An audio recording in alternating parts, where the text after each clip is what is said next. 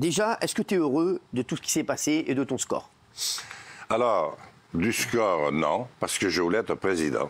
D'accord, mais c'est bien de le dire.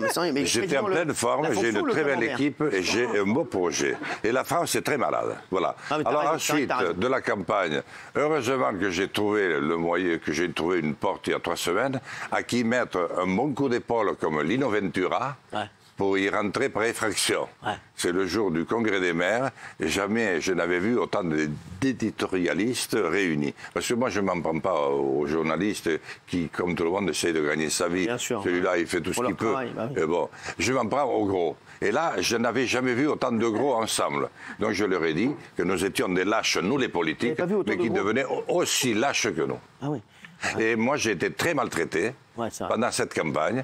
Je ne sais pas pourquoi on a dit c'est un petit candidat. Je me demande de quel droit, vu la taille que j'ai. À 3%, je te jure que moi, je trouve que tu es un des grands gagnants de l'élection. Je te jure que c'est vrai. Et Jean, 3%, ne crois pas, ça va compter. Est-ce que tu as eu des appels ou d'Emmanuel Macron ou de Marine Le Pen? Non, pour l'instant, pas. T'as toujours un téléphone? Regarde, je l'ai là, mais il a du retard.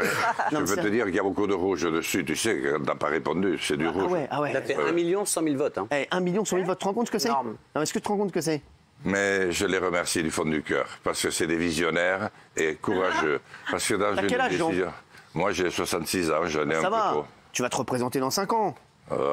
Je ne vais pas recommencer à chaque fois. Si, tu vas te représenter.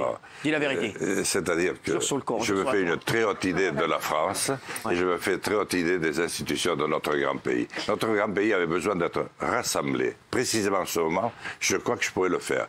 J'étais le seul à pouvoir faire si on te proposait d'être ministre, gouvernement de salut public. Ministre d'Emmanuel Macron. Ça ne sert à rien. Quoi, être ministre, ça sert à rien? Non. Chirac me l'avait proposé 2 fois, Hollande 2 fois. C'est vrai? Hollande te l'a proposé? Mais oui, mais qui est-ce qui se souvient des ministres qui sont passés? Il faut être... Il y en a quelques-uns, de Villepin, on s'en souvient. Qui? Premier ministre, Raffarin, de Villepin. Ah oui, mais ils étaient Premier ministre.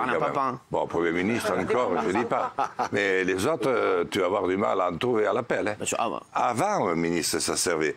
Du temps où il y avait de l'argent dans l'espace public, où on pouvait facilement parler de liberté, égalité, fraternité, où on pouvait parler aussi de services publics à la française, où on n'avait pas des hôpitaux qui tombaient en ruine, où on n'avait pas fermé des postes partout. Moi, j'avais un projet pour embaucher 100 000 infirmières ou aides-soignantes. Parce que, à mon avis, il y a qu'à lire la Déclaration des droits de l'homme et du citoyen et on comprend, il y a, je crois, un être sacré, c'est l'homme.